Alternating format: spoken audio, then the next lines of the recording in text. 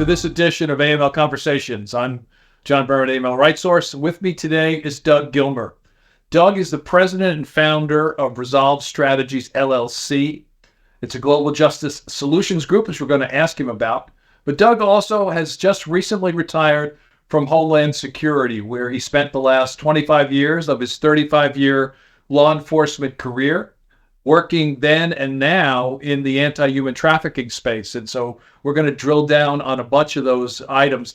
Doug and I started the conversation before we began the recording, and I said, let's stop and get this as part of the recording because it's so compelling. So Doug, let me first say, obviously, really appreciate your time, but also your service for so many years. I know you've just started this new endeavor. I want to first, though, go back to your career, and if you can, sort of encapsulate, maybe more recently, because the trafficking space hasn't been the whole, obviously, 25 years. But in your role right before you retired, talk to us about the Center for Countering Human Trafficking and some of the great work that you did and your former colleagues are continuing to do now. Yeah, thanks, John. So in my last role, I retired as the Senior Law Enforcement Advisor and External Liaison at the CCHT, the Center for Countering Human Trafficking. The CCHT was actually established by law. It was established by Congress in 2020, really to kind of be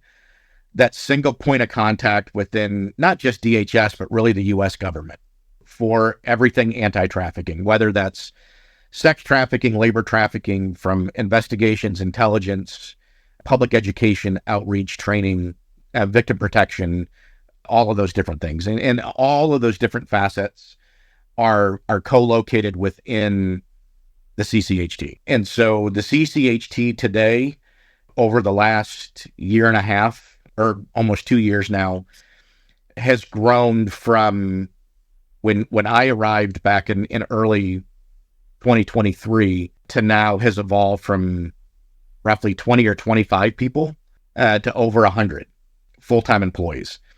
And that number will continue to grow. We have buy-in from not just HSI, though the majority of folks that are there work for HSI, the agents, the analysts, but we also have representation from TSA and CBP and U.S. Citizenship and Immigration Services and other components within DHS are there, as well as the DHS Blue Campaign, which is the government's public-facing education and outreach initiative that was formerly under DHS headquarters in the Office of Partnership Engagement. They are now formally a part of the CCHT as well. So their team has moved over, and they're a vital part of what we do in terms of educating the public. The CCHT has folks that focus primarily on sex trafficking and labor trafficking investigations, forced labor in the supply chain, as well as folks that work primarily on intelligence-driven initiatives, supplying intelligence to the field, doing training, and then also equipping and connecting our agents and our personnel within DHS with resources for victims. Because our goal is every time we encounter and we recover a victim of human trafficking, we want to connect that person with services. And so we have that initiative there as well.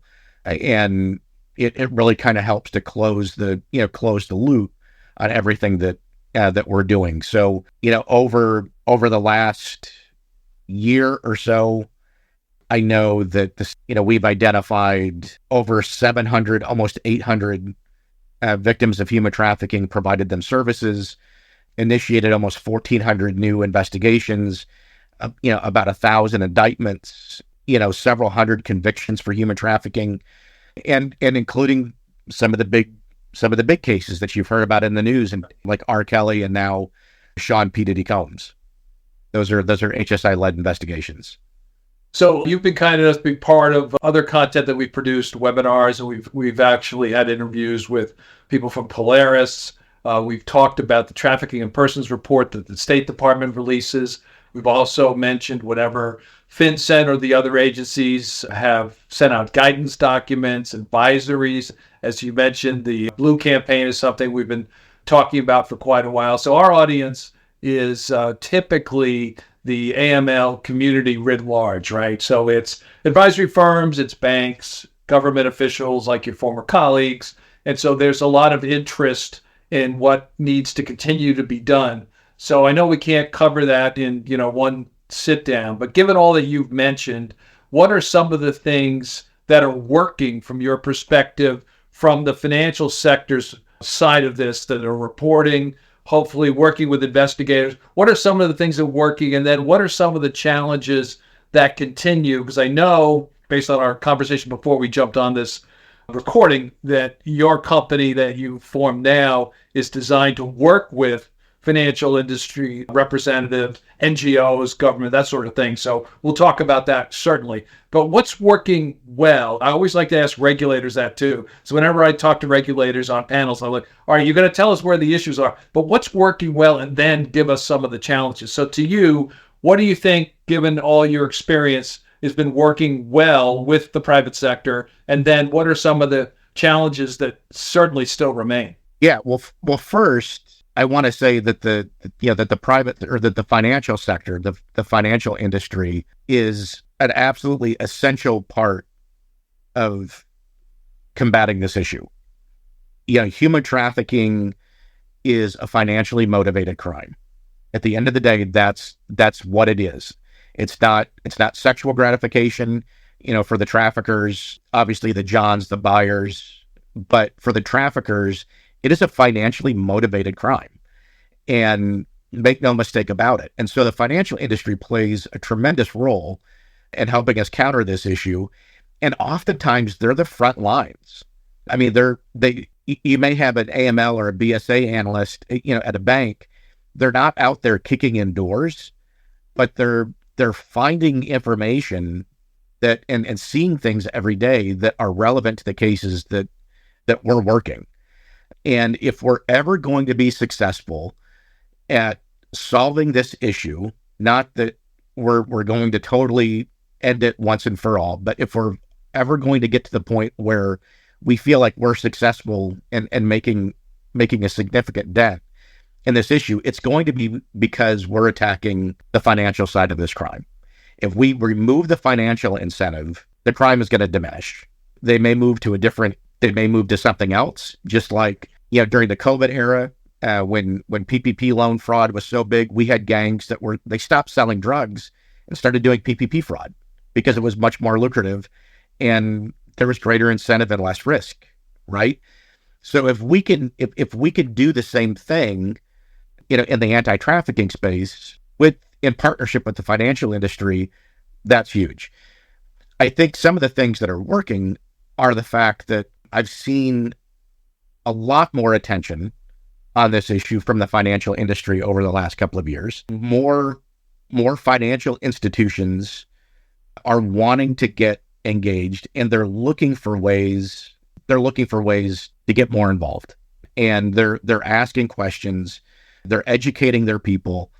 And I think we need to capitalize on that, on that interest.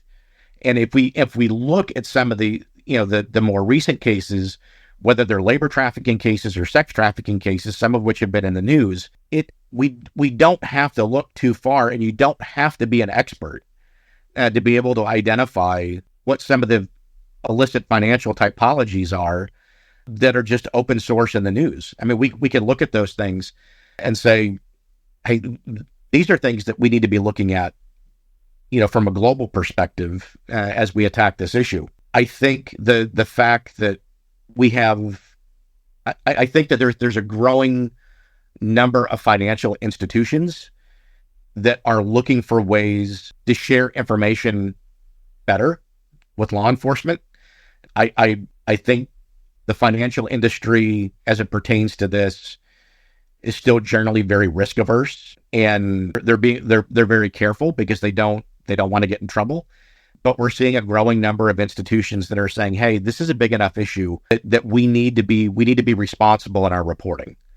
One thing I'll mention, I know you know this, but back in November of 2021, FinCEN and all the various law enforcement agencies issued their 8 priorities, and human trafficking is one of those priorities. Right. And that's in part because of, logically, that's a priority for the government, but also in part because of what the financial sector has done from a proactive basis. I don't disagree with your notion of risk averse nature, because at the end of the day, the banks they're not law enforcement. They have to protect their, customers and shareholders and that sort of thing. But I do think the fact that the priorities include human trafficking called out specifically will help in the mission that I know you continue to engage with, to make sure that financial institutions of all shapes and sizes, and even non-traditional ones, even if they're not focused on human trafficking per se, they're focused on the transactional activity that could be indicative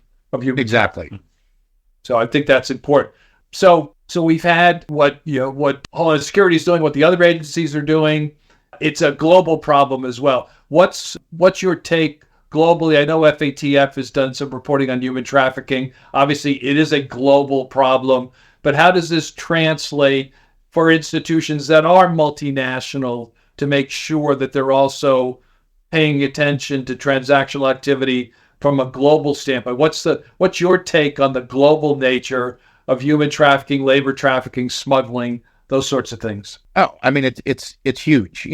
For years, we've used this figure that we all knew was wrong, but we've used this figure that the human trafficking is $150 billion a year industry globally. I think NASDAQ and Verifin last year or earlier this year, they pretty much turned the human trafficking world on its head when they released their financial crimes report and said, no, actually, it's a $346 billion a year industry.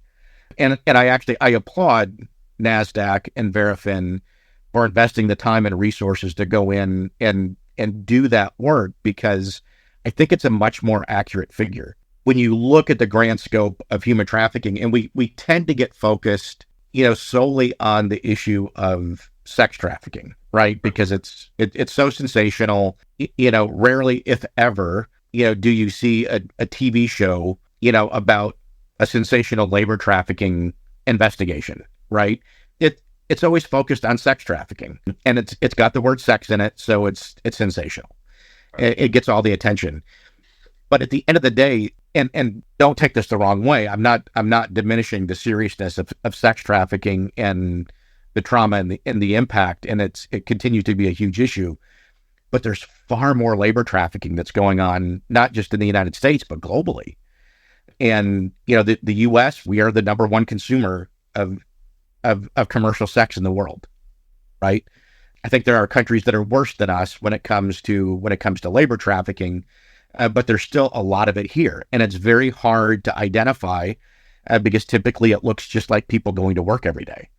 We don't have these stereotypes and mental typologies of what a labor trafficking victim looks like, and we're just not conditioned to think about it, and so it tends to get overlooked. But labor trafficking is also so expansive, and that it includes things like forced labor in the supply chain, where whether it's mining for essential critical minerals in Africa or in Asia, or it's manufacturing, whatever the case might be, and now we also have to look at the pig butchering scams, where there's a huge cross section or a huge intersection between human trafficking and the scams that are taking place overseas, and impacting people here in the United States.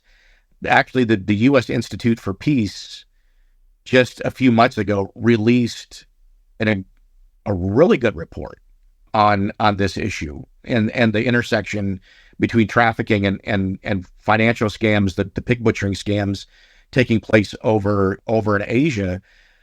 And it's they're recruiting people to basically work within these scams, many of which, if they're good, they get to continue working in the call centers doing what they're doing, scamming people out of money. But if they're not very good at that work, then they end up going into some other type of forced labor or commercial sex, whether it's the illicit massage industry or some other type of forced labor.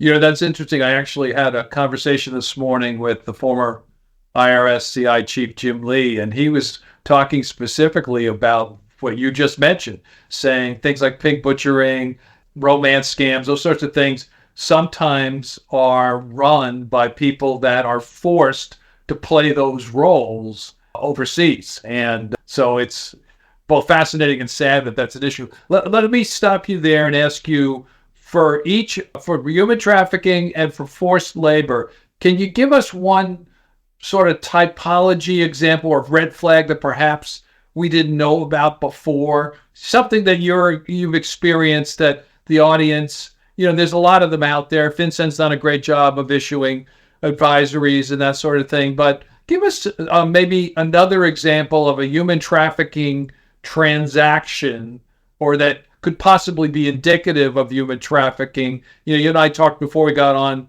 here about transactions after midnight and even numbers, that sort of thing. But is there another example of something in your experience where you investigated and said, this is also something that banks should be looking out for? Yeah.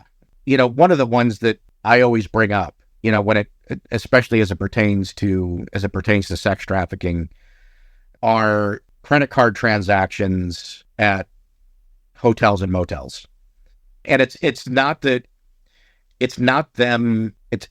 charges that are actually being billed to the card, but what we've seen a lot, a trafficker, for instance, will book a hotel, or will have one of his girls or whatever book a hotel on a credit card, secure the reservation, and then when they show up, end up paying cash. Gotcha. And they think that because they're not using the credit card, that there's not going to be a record. But what they don't realize is that the hotel is, they're checking to see if the card is valid when you make that reservation. And so there's still going to be a ping. But when that transaction doesn't go through and they pay cash instead, that's a huge red flag for us, because we know that they're trying to disguise or hide what they're doing. They're trying to hide those transactions. That's a good example. Forced labor, our friends at Polaris have done reports, as you well know, saying exactly what you said earlier, that forced labor and labor trafficking is actually more prevalent than sex trafficking. Is there a forced labor or an issue there that's a transaction that perhaps we don't pay as much attention to? Yeah, I would say there are probably a couple. If you're looking at financial transactions of business, is this business also doing things like paying rent or making mortgage payments on an apartment complex or multiple houses, multiple trailers, those types of things? Do they have money going toward housing? That's not to say that just because they're providing housing for workers, that it's necessarily labor trafficking. Right. But what we see oftentimes is they're putting workers up, in trailers and apartment complexes, that kind of thing. The companies are paying, and they're cramming in a ton of people, and they're telling them basically, now that you're working, you have this place to stay. As soon as you quit, you're going to be homeless. And so they're using those properties to help harbor potentially unlawful workers, which, regardless of your thoughts on the immigration issue and that kind of thing, the vast majority of our labor trafficking victims, in the United States are foreign nationals. Right. And it's because they're vulnerable. They're vulnerable because of their immigration status. And I will tell you this as well, that at DHS and within HSI, the way that we look at that is that they're victims first. Mm-hmm. They are crime victims. We're not looking to deport victims of crime. We're going to provide them services, and we're going to help them get status and that kind of thing, because the fact that they have been exploited. I would also look at third-party labor service companies that provide contract labor to companies. They're often the ones that are providing housing for workers, and they're receiving payroll checks.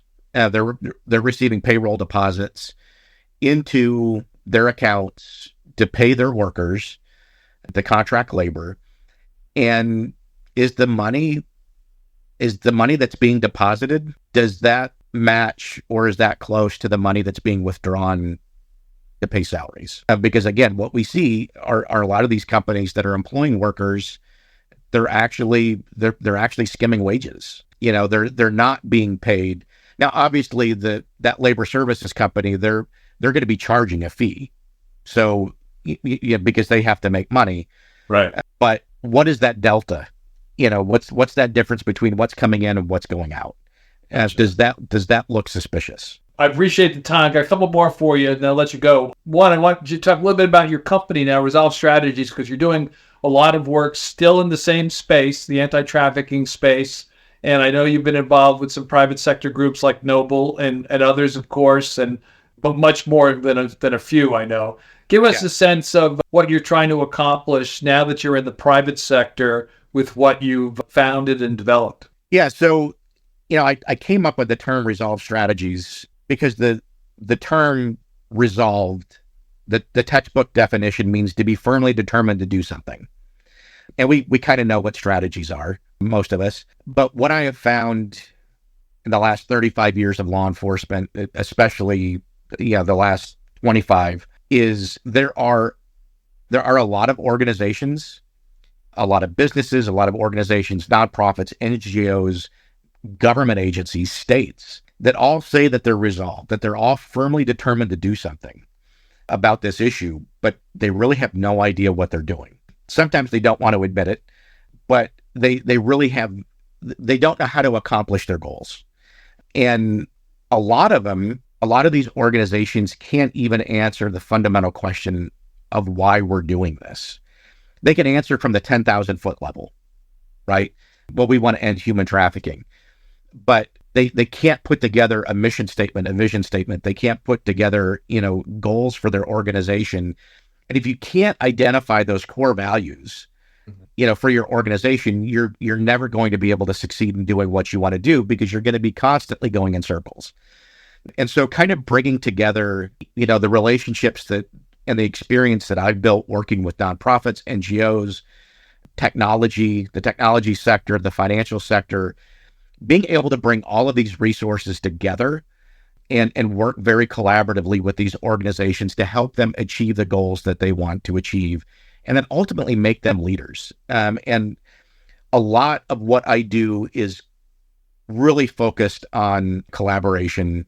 I tell people that there's a big difference between cooperation, participation, and collaboration. They're three very different things.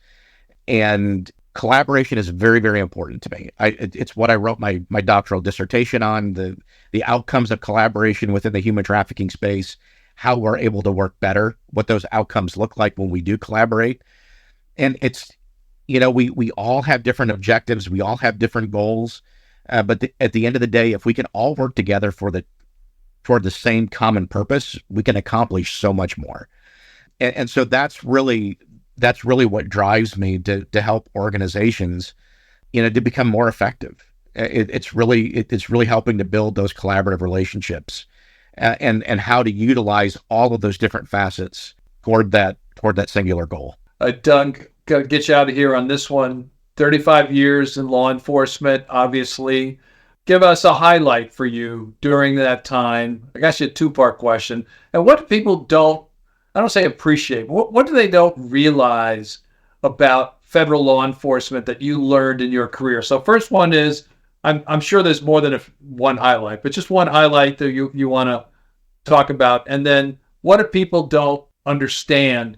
I mean, I've been fortunate for 30 years to work with a lot of your colleagues in IRS and FBI and DHS, so I feel I have a pretty strong appreciation for the work, but I don't think everybody always understands that. They know their local law enforcement, they don't always understand about federal law enforcement. So first, highlight from your career, and then what do we want to tell this audience before we close this down? Wow, career highlights.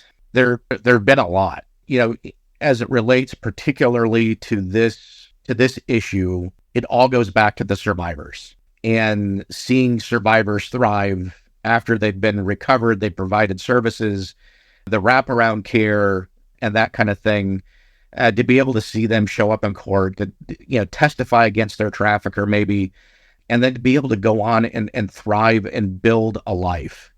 To me, that's absolutely amazing. And probably one of the greatest things I've had the opportunity to work on, in my career, relates, to this. When I was in DC at the CCHT, the department tasked me with chairing a law enforcement, an interagency policy, senior policy working group on victim identification and victim screening, to develop a protocol for all federal law enforcement to use to help identify victims of human trafficking.